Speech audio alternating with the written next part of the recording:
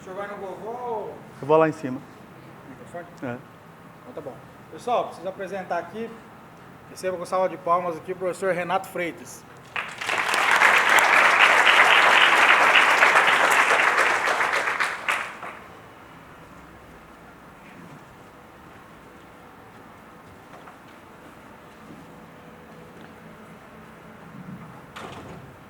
Pessoal, boa tarde. Tudo bem com vocês? Eu começo agradecendo aqui o André, pelo convite de participar desse evento. E quero também cumprimentar os meus amigos palestrantes que me antecederam e agradecer também por estar aqui nesse momento falando com vocês sobre as oportunidades tributárias no contencioso. Eu sou Renato, para alguns professor Renato, para outros eu sou o advogado tributarista, mas eu trouxe um pouquinho aqui da minha história. Eu estou no tributário há mais de 20 anos, fui funcionário da Procuradoria da Fazenda Nacional por mais de 15 anos, sou doutor pela UEMP de Jacarezinho, em Direito, mestre e também especialista, tudo na área do Direito, e há alguns anos eu estou como professor universitário. Então a minha carreira na docência coincide também com a minha carreira na advocacia. Eu escrevi aqui algumas obras, eu trouxe para vocês, caso seja do interesse de vocês, algumas obras em coautoria com outros autores, e também tem um grupo junto com a Mainara que me antecedeu, que é o nosso grupo de mentoria sobre oportunidades tributárias, além de palestrar aí nos eventos que eu sou convidado.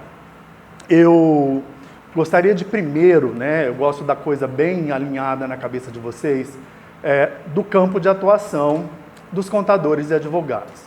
Nós podemos dividir o direito tributário no mercado em direito consultivo e direito contencioso. No consultivo, eu tenho mais do que vocês viram nas palestras anteriores. Nós temos o planejamento, a auditoria, a recuperação, que está tanto na moda agora, e o que eu vim falar é justamente o que eles não falaram, que é a área do contencioso. Significa dizer que eu vou falar com vocês um pouquinho do mercado onde já existe algum tipo de discussão, seja a discussão administrativa, seja a discussão no âmbito do judiciário. Então, quando a gente falar em contencioso, saibam vocês que há campo para a atuação do contador e do advogado, tanto na esfera administrativa, quanto também na esfera do judiciário. Essa aqui é a relação jurídica tributária, a linha do tempo, que todo mundo da área tributária já alguma vez na vida já frequentou esse estudo, No direito tributário nós temos uma lei, que a gente dá o nome de hipótese de incidência, acontecendo o fato descrito nessa lei, nasce para o devedor uma obrigação tributária, que nada mais é do que um dever que o contribuinte tem perante o fisco. Só que essa obrigação tributária, ela é uma obrigação ilíquida, incerta e inexigível. Então, através de uma figura descrita no Código Tributário, chamada de lançamento tributário, lá no artigo 142, o fisco materializa a cobrança em crédito tributário. As perguntas que a gente costuma ouvir é: obrigação e crédito é a mesma coisa? Não, não é a mesma coisa, embora o crédito decorra da obrigação. Enquanto a gente estiver falando em obrigação tributária, eu estarei diante de um dever ilíquido, incerto e inexigível. A partir do momento que foi feito o lançamento, nós passamos a ter o crédito tributário e daí em diante a gente já sabe o que pagar, quanto pagar e a quem pagar. Até a questão da notificação do sujeito passivo, até constitui o crédito, notifica o cara, se não for disposto de maneira contrária, a gente segue o Código Tributário que diz que o sujeito terá 30 dias para pagar ou para apresentar defesa. Bom, a partir daqui, se eu, contribuinte, não pago e não apresento defesa, o processo é encaminhado para o âmbito das procuradorias. Procuradoria da Fazenda Nacional, se a dívida é federal, Procuradoria do Estado, se a dívida é estadual, e a Procuradoria dos Municípios, se a gente estiver se referindo a tributos municipais. A Procuradoria, recebendo o processo, promove a inscrição em dívida, extrai a certidão da dívida ativa, que a gente dá o nome de CDA, que é um título executivo extrajudicial, e esse título funciona como lastro, como fundamento da ação de execução fiscal. Eu sempre coloco essa linha do tempo E faço questão de chamar a atenção para vocês ali, ó, antes do lançamento e antes da execução, porque o nicho de atuação do contador e do advogado passa muito por essas duas figuras, que é a contagem do prazo decadencial e a contagem do prazo prescricional. A gente não cansa de repetir, e não é demais repetir aqui com vocês, que a decadência nada mais é do que a perda do direito do fisco de efetuar o lançamento, ao passo que a prescrição é a perda da possibilidade do fisco promover a ação de execução fiscal. Então, hoje, né, a gente sempre brinca na mentoria, não podemos deixar dinheiro na mesa.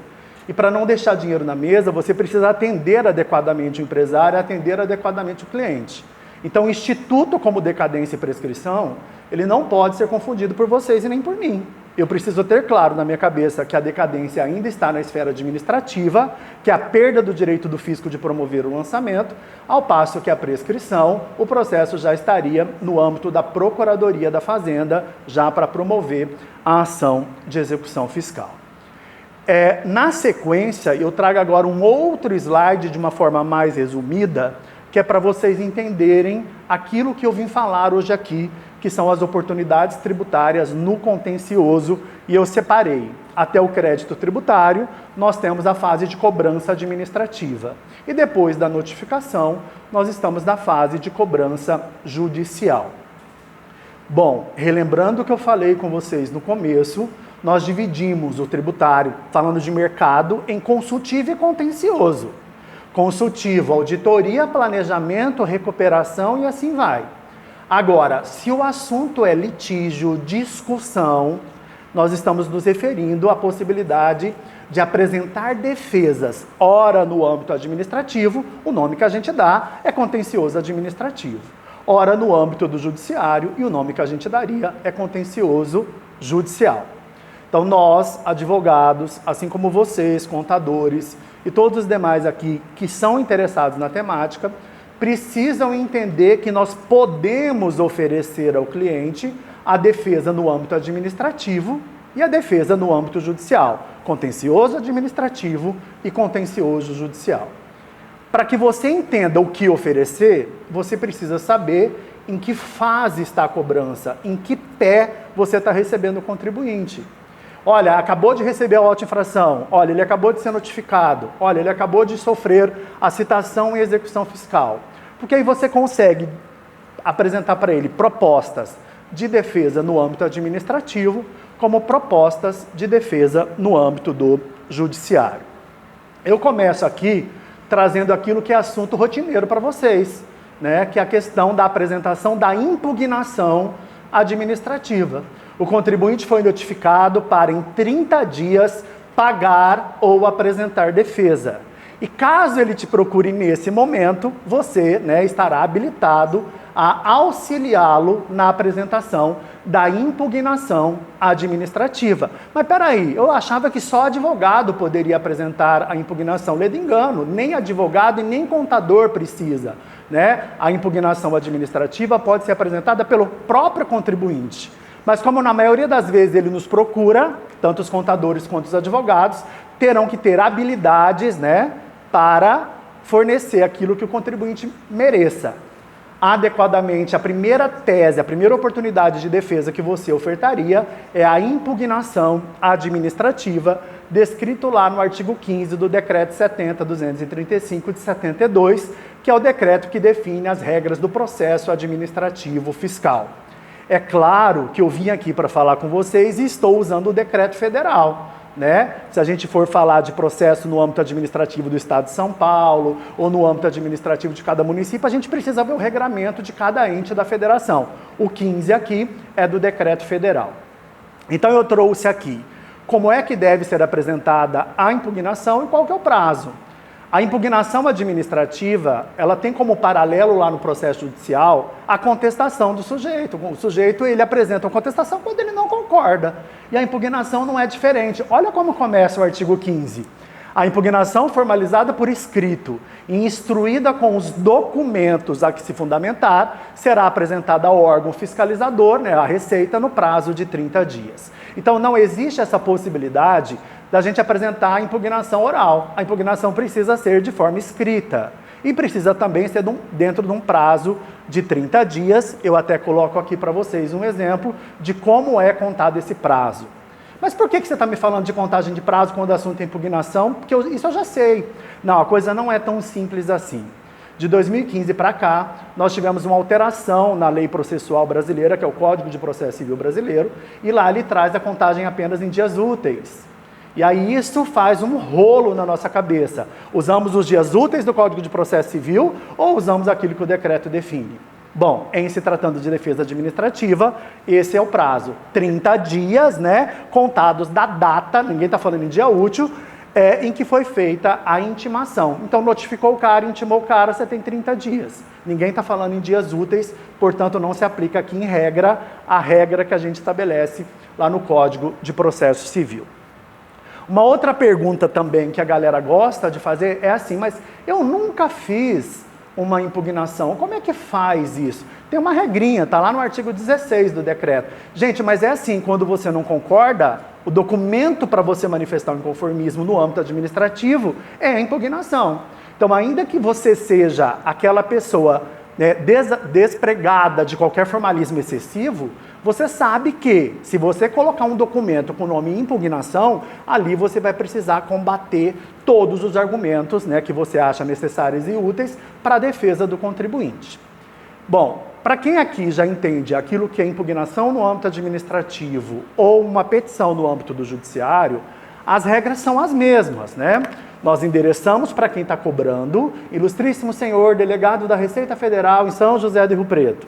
Aí qualificamos o contribuinte, né, colocamos lá o endereço, CNPJ, inscrição estadual, e a petição sempre no mesmo formato. Dos fatos, você narra ali a situação fática, do direito você apresenta a fundamentação jurídica e depois você faz pedido. Bom, é claro que você deve ser muito atento nesse momento, porque aquilo que você deixar de combater aqui, depois não vai ser possível discutir no judiciário caso queira. Né? Então, na primeira oportunidade que você tiver, você precisa, você contador, você contribuinte, você advogado, você precisa apresentar todas as matérias necessárias, né, para a defesa adequada do contribuinte, seja ele pessoa física e jurídica. Endereçamento, polo ativo, né, o nome da peça que a gente está fazendo, impugnação, e aí a gente tem todo o desdobramento dos fatos, depois do direito e depois do pedido. Eu sempre brinco com os meus alunos, né? Tem alguns alunos meus aqui hoje, mas é que a gente deve, nas defesas, escrever aquilo que a gente não quer ser perguntado. E a galera gosta de conversar demais no WhatsApp, gosta de conversar demais no Instagram e gosta de escrever pouco. Veja, se você foi contratado para apresentar uma defesa administrativa ou judicial, você tem que esgotar. Não é só copiar o artigo e ir embora. Você tem que falar, senhor julgador, por favor, avalie aqui o que eu estou dizendo. Então, no do direito, no dos fatos e no do pedido, você tem que combater adequadamente a cobrança. Bom, a impugnação, então, ela funciona assim como funciona a petição inicial lá no âmbito do processo civil, e os requisitos para que você faça uma impugnação estão descritos aqui. Número 1, a autoridade julgadora, o endereçamento, a quem eu vou direcionar aquele meu pedido. Depois, a qualificação da pessoa que está impugnando, daquele devedor que não concorda com a cobrança. 3, os motivos de fato, e aí você conta a historinha, olha, está sendo cobrado do imposto de renda, a cobrança é excessiva e assim vai. E também os motivos do direito. Professor, Renato, olha só, eu não tenho segurança de fazer uma defesa administrativa. Meu, se você não tem você sozinho, você não pode dizer isso, olha, procura fulano o que ele faz, você pode se associar, né? Vamos fazer parceria. O que você não pode deixar é o cliente sem defesa, né? Seja no âmbito administrativo, seja no âmbito do judicial. Aqui, na petição de impugnação administrativa, você também deve anexar à sua peça os documentos que comprovam aquilo que você está falando, né? Notas fiscais e tudo aquilo que você achar necessário. Por último, e não mais importante, você deve pedir adequadamente. Tem uma galera que fala bonito quando conta a historinha, fala bonito quando faz a defesa e esquece de pedir o que é principal. Ora, se você está impugnando, você deve pedir o cancelamento da cobrança, a nulidade da cobrança, a anulação daquilo que está sendo cobrado. Não podemos esquecer que o pedido é tão importante quanto aquilo que você coloca no do direito da impugnação. Bom, fui intimado, fui notificado a apresentar defesa, apresentei impugnação e perdi. Coisa comum na nossa área, muito comum. O fisco, geralmente, ele é pró-fisco. Os funcionários públicos que julgam a nossa impugnação são os mesmos que nos autuam. Então, provavelmente, né, salvo raríssimas exceções, as impugnações sempre mostram, 99% dos casos, como manifestações pró-fisco. O próprio fisco manifesta em seu favor. Bom, só que aí a gente não é bobo nem nada. Se perdemos na impugnação, utilizaremos a próxima figura, que é o recurso voluntário, que eu trago aqui embaixo para vocês. Gente, a história é muito simples. O artigo 151 do Código Tributário Nacional, ele traz as hipóteses que suspendem a exigibilidade. E uma das hipóteses é a apresentação de defesas administrativas, inciso 3. Então, enquanto você discutir com o fisco, ele não pode tomar nenhuma medida executiva, sancionatória contra o seu cliente. Então, é um passo importante quando o cara sentar na sua mesa, sentar à sua frente, você dizer a ele, ofereça. Vamos fazer primeiro a impugnação administrativa, se perder, fazemos o recurso voluntário, se perder por conta do princípio da inafastabilidade da jurisdição, a gente protocola a ação no judiciário. Enquanto isso, você está ganhando tempo, está ganhando um suspiro para o contribuinte e ele está ali arrumando capital de giro por bom desenvolvimento da empresa. Ah, mas você vai ter aquele que vai dizer, eu não quero nada administrativo porque eu já sei que vou perder. Bom, aí você oferece o trabalho dos peticionamentos do judiciário. O que você não pode ao marcar uma reunião, porque a gente gosta muito de falar isso, né? Olha, a gente precisa prospectar, aí se prospecta. A gente precisa se reunir, aí você faz a reunião e não sabe de nada. Como é que você vai fechar contrato se você não sabe prospectar, não sabe se reunir e não sabe fazer defesa? Ah, mas eu tenho parceiro que faz. Então, o mínimo que nós, operadores do direito e da contabilidade, precisamos é ter uma segurança na hora que atendemos o contribuinte. Né? Prospectar realmente não é fácil, vivemos no mundo digital, então tem um monte de gente aqui que ainda trabalha no modelo antigo, como eu, e tem um monte que está se lançando no mercado digital, como muitos que estão aqui. Vocês mesmos cansam de abrir o Instagram e o Facebook, e ali tem mensagens em pessoas que, em regra, você não teria acesso, mas que estão ali por conta do Google ADS, do tráfego pago e assim vai. Né? Então, peraí. O contribuinte foi notificado, me procurou para apresentar a defesa. Qual que é a primeira defesa? Impugnação. Se você perder, qual que é a próxima defesa? Recurso voluntário.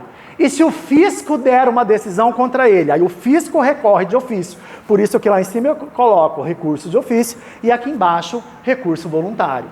Peraí, como é que eu vou precificar essa situação? Você pode precificar pela assessoria, né, como muitos fazem, assessoria do começo até o fim, como você pode precificar por atividade que você desenvolve. Olha, é tantos mil para fazer a impugnação, é mais tantos mil para fazer o recurso, é mais tantos mil se tiver que acionar o judiciário. O fato é que, né, algumas pessoas precisam da assessoria mensal, e aí então é legal você ter alguns clientes na carteira com assessoria, e outras, você que não prefere ter assessoria daquele contribuinte. Às vezes você prefere atendê-lo, cobrá-lo e até mais. Um abraço, a gente se vê por aí. Mas as perguntas que geralmente a galera faz nas minhas falas são essas. Qual é a vantagem, né, de se utilizar o processo administrativo? E uma galera aqui já vai responder isso automaticamente. Renato, é uma bobeira essa história de administrativo, é só decisão contra o fisco. Mas existem algumas vantagens. Uma delas é o custo. Quando a gente fala de processo administrativo, não há condenação em honorários e também não há custas processuais. E o que é melhor, enquanto você discute na esfera administrativa, de acordo com o artigo 151, inciso 3, o crédito estará com a exigibilidade suspensa. Que é o nosso objetivo, né? Enquanto discutir, deixa o negócio sem cobrança. Muitas das vezes, essa história demora 8 anos, 12 anos, 15 anos, né? Eu entrei na Procuradoria em 1999. O primeiro dia que cheguei para trabalhar, escuta essa, tinha uma execução fiscal na minha mesa para que eu me manifestasse de uma dívida de 74. E a dívida era de R$80. Então, veja, hoje isso não acontece mais, né? Vocês sabem que no âmbito da Procuradoria da Fazenda não se ajuiza mais dívidas pequenas. Mas na época ajuizava. Então, você imagina você gastar, movimentar a máquina administrativa para contratar o servidor, né, apresentar todas as defesas, porque o servidor público tem atividade vinculada e não pode dizer, não, nesse eu não vou fazer, ele tem que fazer em todas as situações, por conta de R$80. Mas nem se assustem com isso, eu já peguei dívidas de R$4, dívidas de R$9, e a gente brincava, vamos fazer a guia, vamos recolher, porque pelo menos serviço a menos. Mas hoje isso não acontece mais, até porque as procuradorias juntam as dívidas para executar e cobram sempre acima de um determinado valor. Aliada à questão do custo, sem custo e sem honorário, nós não podemos esquecer da questão número 3. O objetivo de promover a defesa no âmbito administrativo é conquistar, ou pelo menos pedir, a suspensão da exigibilidade.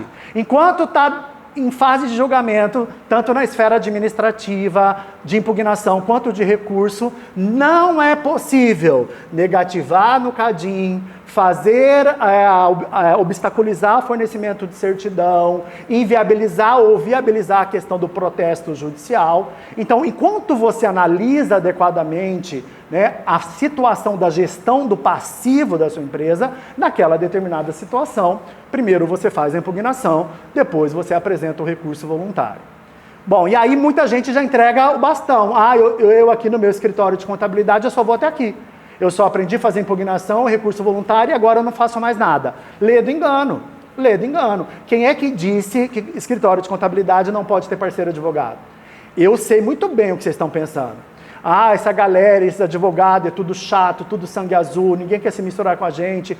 Veja, hoje o mercado tributário mudou muito e a gente enxerga, principalmente nós do direito, os contadores como parceiros e não como inimigos, né? Mas a gente sabe que há essa situação de, o cara está querendo ter acesso à minha contabilidade, ele está querendo achar que eu fiz alguma coisa de errado, ele está querendo pegar pelo em ovo e eu não vou dar, e aí tem toda aquela situação.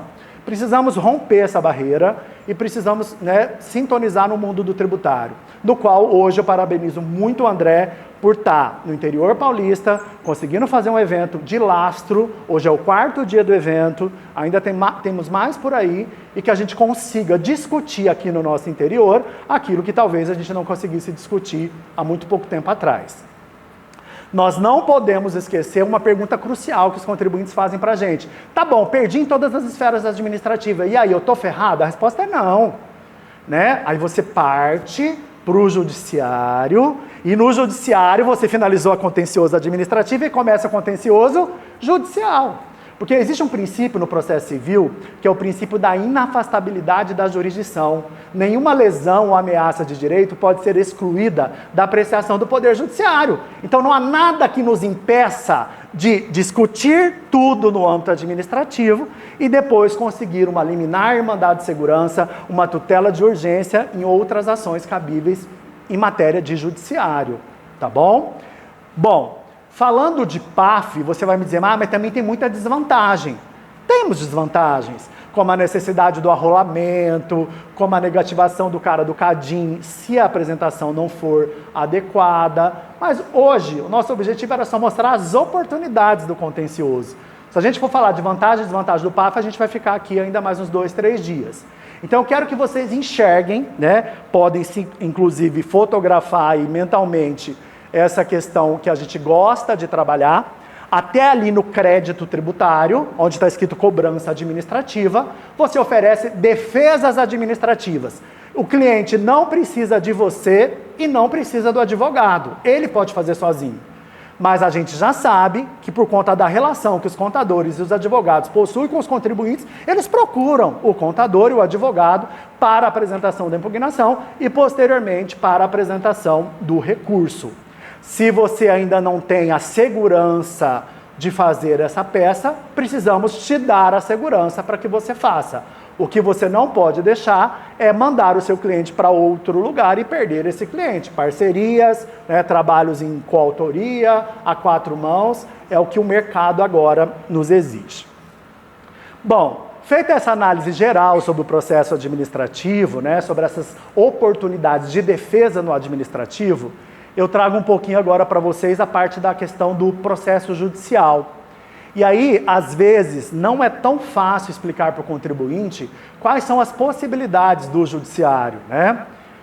Quando a gente fala em contencioso judicial, nós temos as ações de iniciativa do fisco, o fisco entra com ação contra o meu contribuinte, ou temos as ações de iniciativa do contribuinte, o contribuinte entra ação contra o fisco. Então, nós, geralmente, somos contratados para apresentar defesa quando o fisco entra com ação contra o contribuinte, ou para entrar, né, acionar o judiciário quando a gente quer entrar contra o fisco. Eu trouxe aqui para vocês uma explicação fácil do âmbito do contencioso judicial para que você tire de letra o atendimento do seu cliente. A vida das ações, das iniciais em matéria tributária, estão relacionadas à pretensão. Você senta lá com o cara e pergunta, o que você pretende? Se ele pretender pagar, só existe uma ação, ação de consignação em pagamento. Ele quer pagar, mas o fisco está apresentando alguma dificuldade que está impossibilitando ele de pagar. Então aí você vai na justiça, entra com a ação de consignação em pagamento e consigna aquele valor que está sendo exigido. Se a pretensão do seu cliente for pegar o dinheiro de volta e ele quiser utilizar a via do judiciário, ou ele já tiver perdido no âmbito do judiciário, se a pretensão for restituir, não tem outra ação que não seja a ação de repetição do indébito, né? Então, para pagar, ação de consignação. Para restituir, ação de restituição ou de repetição do indébito. Ah, você fala, professor, mas o pessoal que chega lá para mim não quer pagar, muito menos restituir, o negócio é não pagar. Bom, para não pagar tem essas 5 ações. Ação declaratória de inexistência da relação jurídica tributária, ação anulatória de lançamento ou de débito fiscal, embargos à execução, exceção de pré-executividade e o mandado de segurança, que é uma peça coringa para nós tributaristas. Então é dentre essas 5 que com certeza a maioria dos nossos clientes nos procura. E aí nós precisamos saber quando é que cabe cada uma. Então vamos lá. Se ainda não tiver o lançamento, a ação é declaratória. Se já teve o lançamento, mas não teve a execução, ação anulatória. Se já teve a execução, sobra 2 possibilidades. Embargar com garantia ou oferecer a exceção de pré, se for matérias conhecidas de ofício. E aí nós sobramos com a matéria descrita na Lei 12.016 de 2009, que é o mandado de segurança, que ela tem algumas peculiaridades e que nós, advogados, às vezes gostamos e às vezes não gostamos de impetrar. Por que às vezes gostamos e às vezes não? Porque ela é rápida, ela é célere e ela não tem condenação em honorários. Então, às vezes, o advogado fala, não, eu não quero essa, vamos enrolar, vamos entrar com uma ação do rito ordinário, uma ação que demora mais e que lá no final ainda receba honorários sucumbenciais. Né? Então, isso tudo você precisa ter estratégia, entender o momento que o seu contribuinte está e entender o que ele realmente precisa para você ofertar uma dessas situações. Ah, então agora eu entendi. Você veio aqui para falar de oportunidades e está explicando matérias de defesa? Sim, porque independentemente se eu vou apresentar defesas administrativas ou no âmbito do judiciário, você precisa entender. E agora, já eu começo a falar, olha, aqui você pode pedir isso, aqui tem essa oportunidade, aqui tem essa outra, que é o que eu vou começar a trabalhar com vocês já. Mas, estamos com dificuldade de prospectar? Melhoria na prospecção através do digital. Digital para o contador, digital para o advogado. Resolvemos o problema da prospecção, que começa a chegar lead e você começa a atender. O negócio bomba no seu WhatsApp. Bom, aí você precisa marcar reunião, você precisa fechar o contrato, né? Prospectou, marcou reunião, contrato.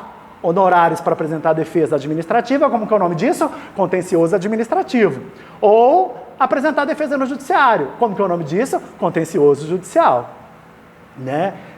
Você, às vezes, indica o que é melhor para o contribuinte, mas você precisa dar oportunidade para ele. O que você quer? Você quer uma coisa mais demorada? Você quer uma coisa mais rápida? Ah, eu quero liberação de mercadoria. Eu quero liberação da minha certidão porque eu participo de licitação. Bom, aí nesses aspectos é tudo mandado de segurança com pedido de liminar. Eu sempre brinco, e isso é mais pura verdade na minha realidade e na realidade de vocês. Não basta impetrar mandado de segurança, é necessário pedir a liminar. Porque só a liminar suspende a exigibilidade. Não basta impetrar a ação declaratória ou ação anulatória, é necessário o pedido de tutela de urgência. Eu não estou falando mais de impugnação e recurso voluntário no âmbito administrativo. Eu estou falando agora de peticionamento do judiciário mediante assinatura de um advogado. Ah, mas eu não sou parceria com urgência. O que você não pode deixar é o cliente para outro escritório. Tudo bem? Então, peraí. Quais são as possibilidades de ação que a gente tem do contribuinte? Se a pretensão é de pagar, consignatória. Se é de restituir, repetitória. Se é de não pagar, declaratória, anulatória, embargos, EPE ou exceção de pré-executividade e, por último, o mandado de segurança. Tudo bem? Então, vamos lá. Vou trazer agora um pouco aqui com vocês daquilo que a gente tem visto aí no mercado, daquilo que a gente tem sido procurado, né, tanto para o consultivo quanto para o contencioso administrativo e judicial. Ah, então tem assunto que você resolve administrativamente? Sim, sem nenhum tipo de lide? Sim, o nome disso é consultivo. Ah, mas tem assunto que o fisco não quer, que ele negou? Bom, o nome disso é contencioso. E a gente vai decidir, de acordo com a nossa linha do tempo, se é o contencioso, né, no âmbito administrativo ou se é o contencioso no âmbito do judicial.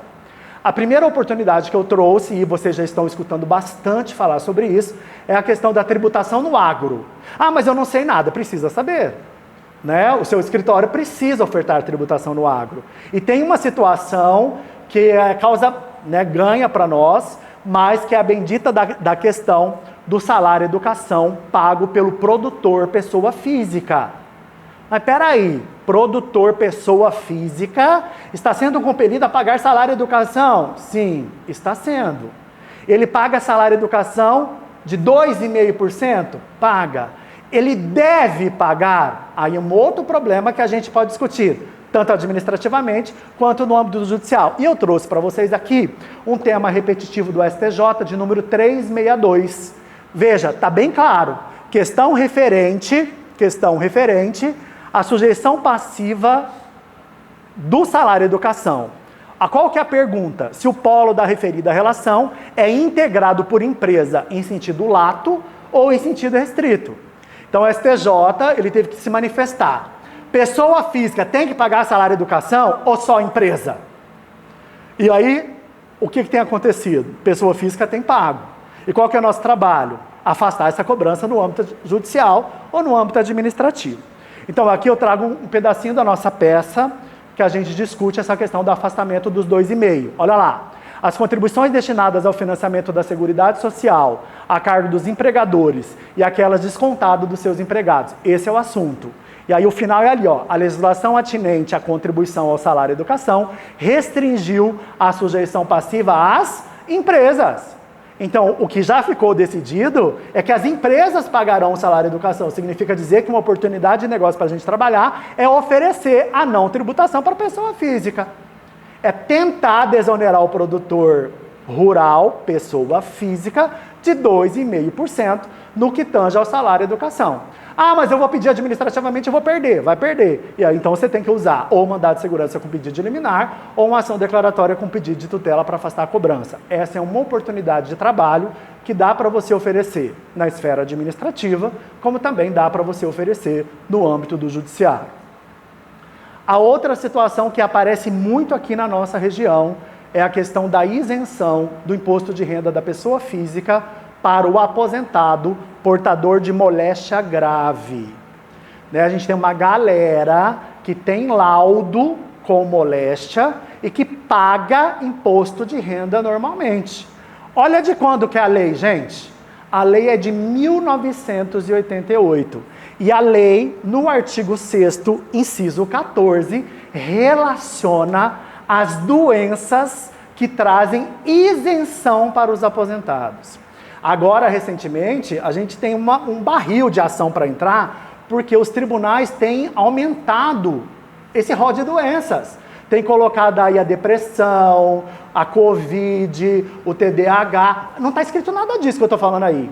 Esse rol que está aí é um rol de 88, é um rol exemplificativo. Os tribunais estão entendidos o seguinte, olha, se essas doenças aqui são passíveis de isenção, essa também pode ser, essa também pode ser, essa também pode ser. Então aqui a gente pode discutir na esfera administrativa, principalmente se for uma dessas doenças aqui, ou tentar a isenção no âmbito do judiciário. É claro que você vai pegar uma doença como Covid, não está aqui. Você vai ter que entrar no judiciário para tentar conseguir, né, a tutela numa eventual ação. Agora, deixa eu contar uma coisinha para vocês. Nesse tipo de ação, a gente consegue repetir os anos anteriores, desde a data do laudo, e a gente faz uma prospecção que ele deixa de pagar. E aí é onde você precifica. Olha só, eu tenho um contribuinte que tem o laudo de 2020. Tudo bem? Nós estamos em 2023. Hoje ele vai entrar com ação.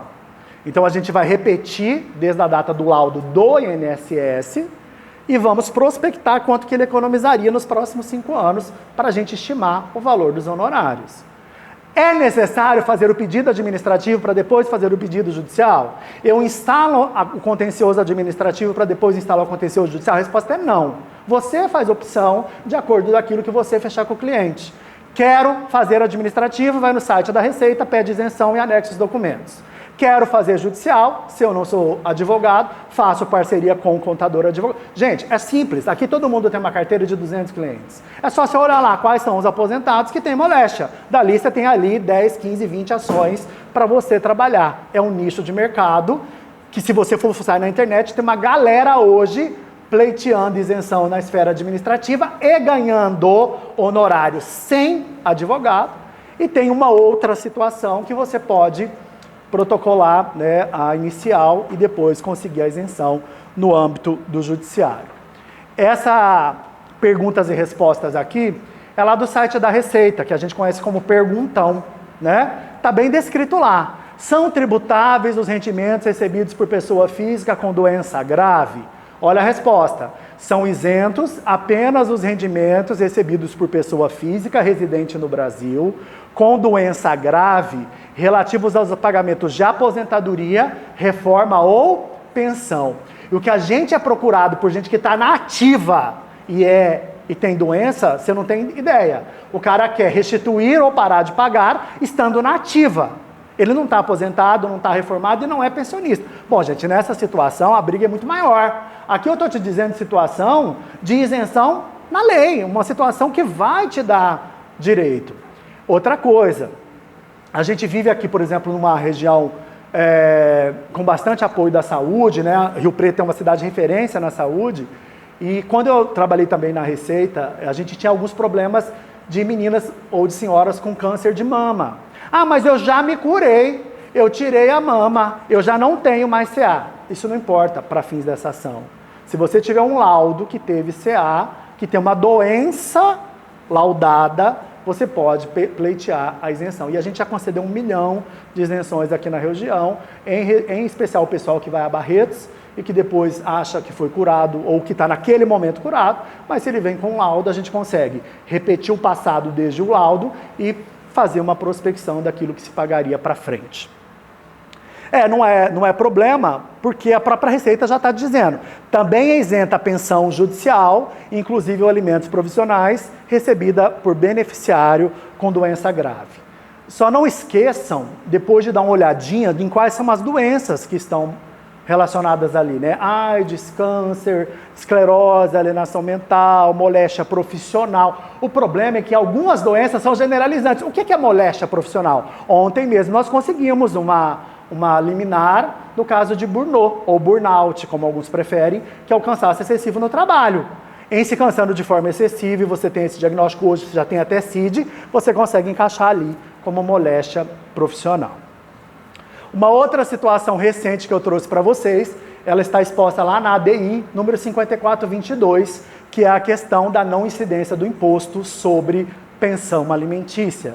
É um trabalho administrativo, mas também dá para ser judicial. Se for administrativo, você entra lá na declaração, onde tem a informação do valor que você pagou pensão como campo tributável, você zera e reencaminha a declaração. Aí, como é que eu cobro? Naquilo que você conseguir tirar do contribuinte, né? Hoje você tem um respaldo do Supremo. Ah, mas não precisa contratar advogado para discutir a não incidência do imposto de renda sobre a pensão alimentícia? A resposta é não.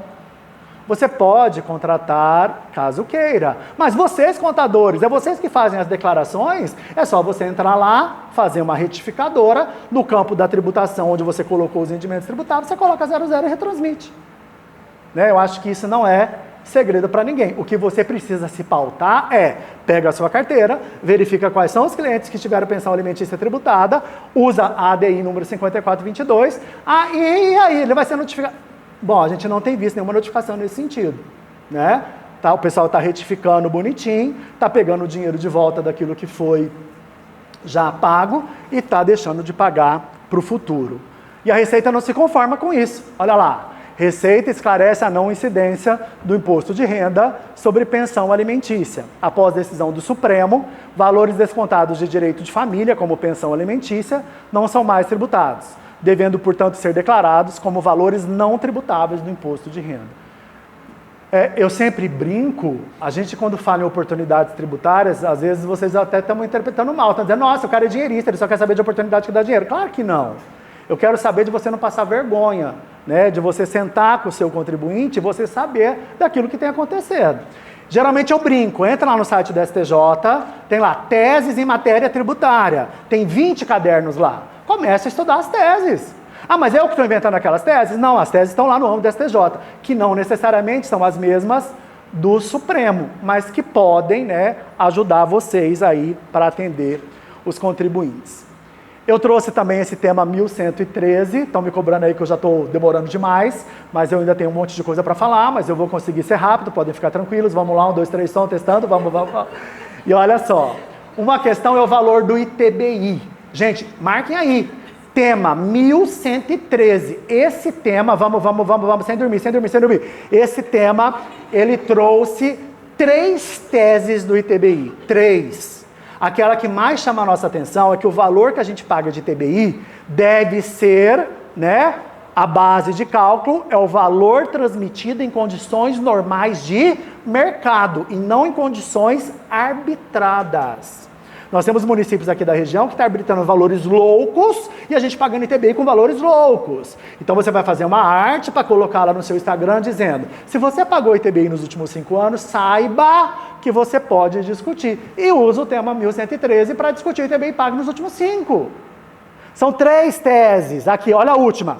O município não pode arbitrar previamente a base de cálculo do ITBI com respaldo em valor de referência. Tá? Então não existe arbitramento louco. Olha, eu acho que o valor do seu imóvel é tanto, eu vou te cobrar tanto. E aí a gente está querendo comprar, a gente está querendo casar, a gente está querendo fazer tudo quanto é coisa para entrar no imóvel, a gente paga errado. E depois você tem um prazo para restituir nos últimos 5.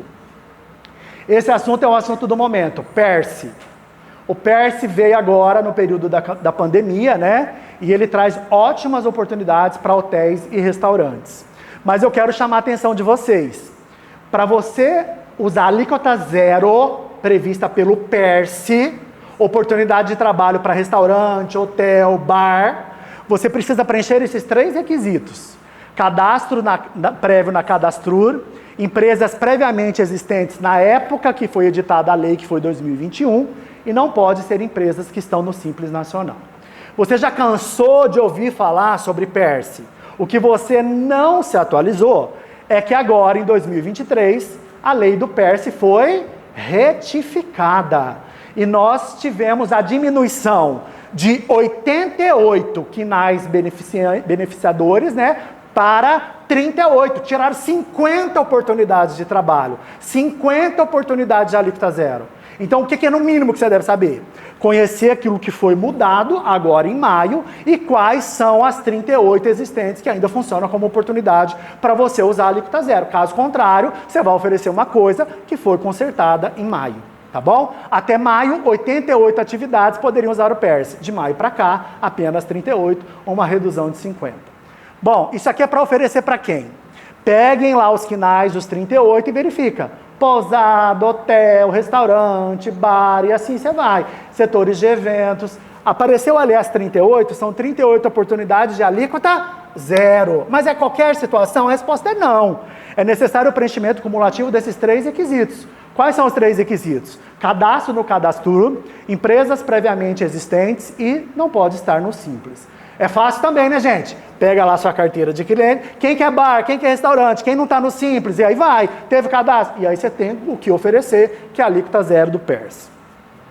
Uma outra situação que a gente precisa tratar, que também está na moda, é a questão do planejamento para as clínicas médicas. A galera sabe fazer, sabe, já ouviu falar, mas não está vendendo isso, né? Qual que é a questão? A questão é que a clínica médica e odontológica equiparada ou que realiza serviço hospitalar, ela pode ter uma tributação reduzida. Olha o que eu trouxe aqui para você, vamos juntos? Olha lá, se não for equiparada por serviço hospitalar, recolhe 32% de RPJ e 32% de contribuição social sobre o lucro líquido. Se equiparada ao hospital, de 32 para 8 do IRPJ e de 32 para 12 em se tratando de contribuição social sobre o lucro líquido. Não esquecendo que captei a clínica médica, fiz um trabalho. Vou usar esses mesmos médicos para fazer o trabalho da contribuição previdenciária acima do teto. Né? Você vai fazer o PERDECOMP, restituir nos últimos 5 aquilo que passou. Quer dizer, você usa o mesmo cliente para ter 2 tipos de trabalho. Aqui eu estou diante de contencioso administrativo. Geralmente as clínicas nem sabem que isso existe, então não tem ido ainda para o judiciário. Agora o fato é que, onde está isso? Está ali, ó, artigo 15, parágrafo 1º, inciso 3, letra A. Paga 32% em vermelho, prestação de serviço em geral, vírgula, exceto a de serviços hospitalares e de auxílio diagnóstico. E ali fala que situação que é. Então eu tenho um cliente, que o KNAI dele fala que ele só faz consulta, e ele está pagando 32%, e ele faz mais que consulta. Então qual que é o planejamento que você vai fazer? Você vai sugerir que ele altere o KNAI, e que dali em diante ele consiga se beneficiar pela redução de 32 para 8 e 32 para 12. Eu trouxe aqui também, né, os requisitos que precisam da clínica médica preencher para que você consiga fazer esse trabalho. São 3. Ser uma sociedade empresária, então não pode ser qualquer portinha, precisa ser empresa. A opção melhor é para o lucro presumido, né? E depois nós temos que ter o cadastro na Anvisa.